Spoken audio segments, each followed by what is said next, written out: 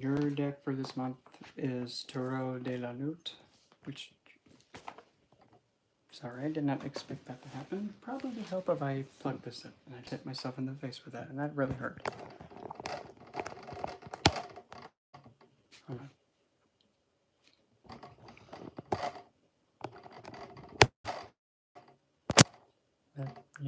Yeah, okay, now it's plugged in. So that way I don't die mid-read.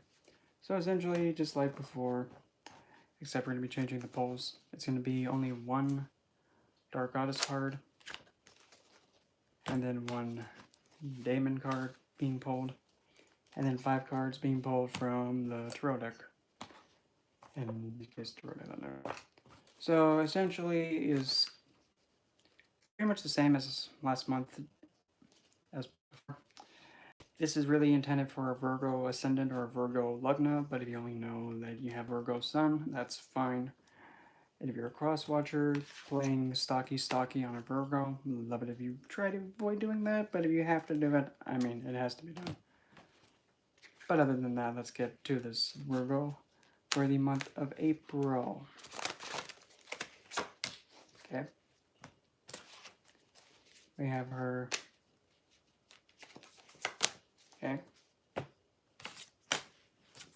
Your goddess for the month is Aradia for defense, which is believed to be, I believe she is, that's another depiction of Hecate in a different name. Hello, Nightshade, good morning. Oh, I hate this deck when it does this. And the Daemon Oracle gave you the broomstick. I just don't understand why this deck has cards like this. It's like, really? And that's not a left-handed divine, dude. But anyway. Now,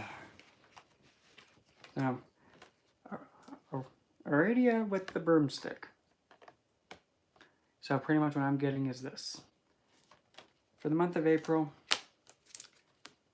make sure you're keeping your sense of like safety and making sure your protective measures are at their top and best standing, because for some reason you might be encountering a situation where you might have to defend yourself, not actually go fisticuffs or something, but just be all, okay, I need to make sure that I'm prepared for anything.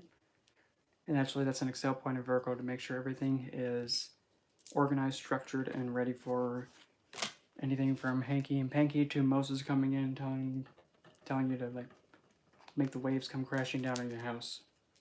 But be prepared for anything. Make sure your protections and well-being and security is up. As for the random broomstick, probably it's best to also consider for the month of April to do a complete major camphor nuke cleansing. And by nuke cleansing, I'm talking like make like a camphor cleanser, and camphor is one of those herbs that you just, it's like, the best way to put it is like a cleansing grenade. It is said that everything that is on the physical, the spiritual, emotional, yeah, everything hit by that makes it go, oh God, it's that potent. So it might be that time of the year to possibly consider having a good major sweet cleanse of the whole place. Actually, that does coincide with Aradia. Make sure you heavily cleanse your surroundings, so that way you can better set up your protections and protective measures. And now the Tarot part. Tarot de la Lute. And this is one of the decks I have. I mean, there's a total of 2. This is one of those decks that actually has a bonus card in it. It is the Angel of de la Lute. So if she pops up, well, that'll be interesting. Oh, that's just the pipe with the wet fluid in it, water. First up, we have the King of Twigs with a very, definitely not a vampire get up. I don't know why I said get up. Yep, first we have King of Twigs. Next we have King of Cups. Wow, look at, Somebody looks like they're having some time with His Majesty. Hmm. Hey, I'm not hating. Nothing wrong with having a lot of attention from the kings. Well,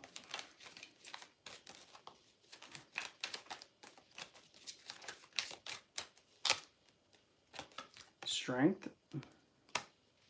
Just like how, just like Leo Leo got strength too. I'm stuck between two kings. Well, pick one. One's wet and one's flaming. Even though that's not really much of a way of making your decision. Choosing your king. Well, which crown do you want to be? Oh, that sounds so bad. Don't say that. I was gonna say, which crown do you want to be under? The hot one or the wet one? Vulgar.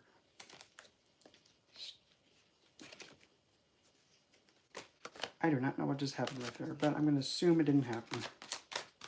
Okay. Guess the first I'm just thinking, why are my cards trying to do a backflip when I'm trying to shuffle them? Up to a Pentacles, we have a confliction. Oh boy.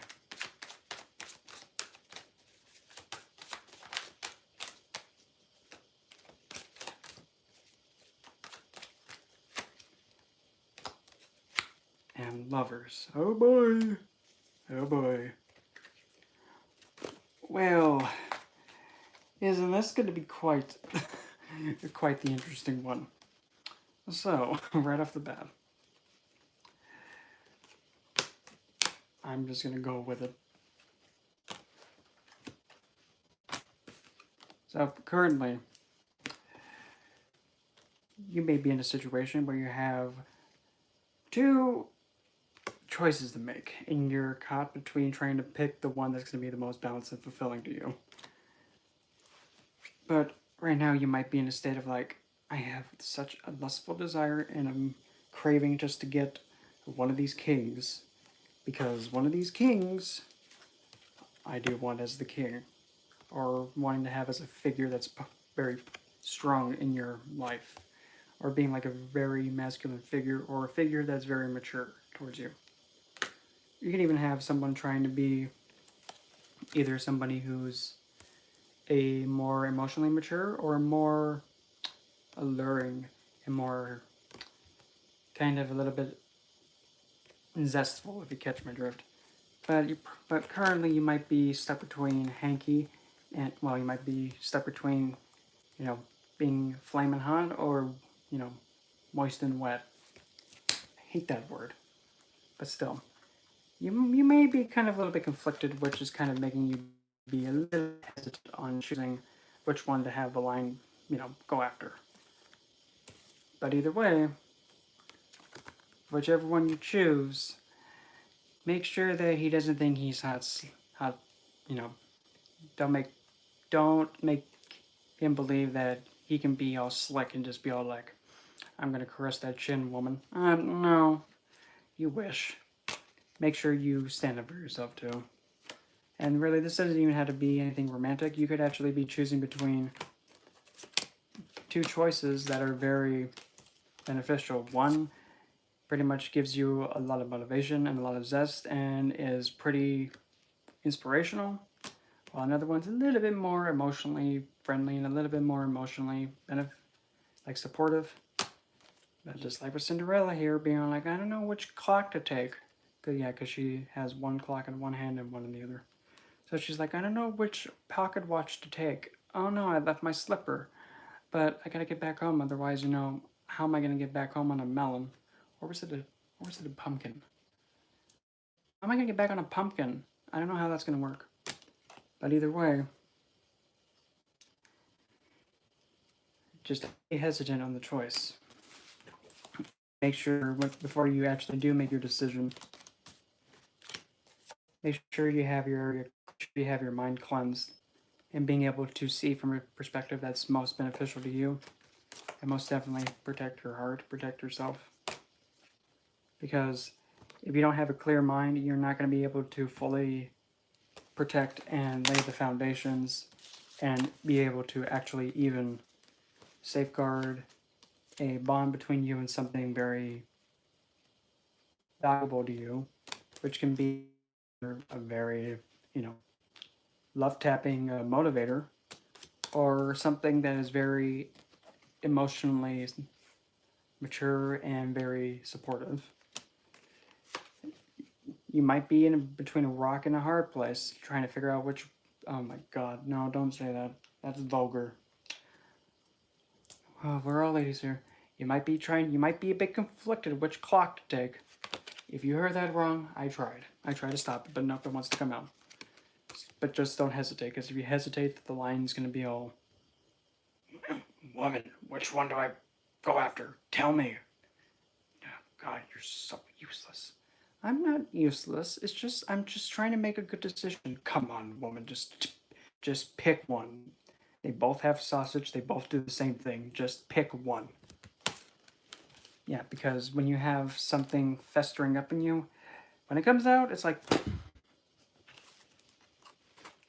So make sure you don't. Alright, doodaloo, Nightshade. Have a good Saturday.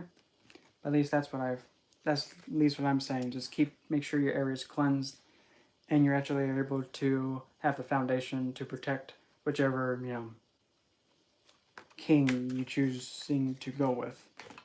And don't be conflicted about it.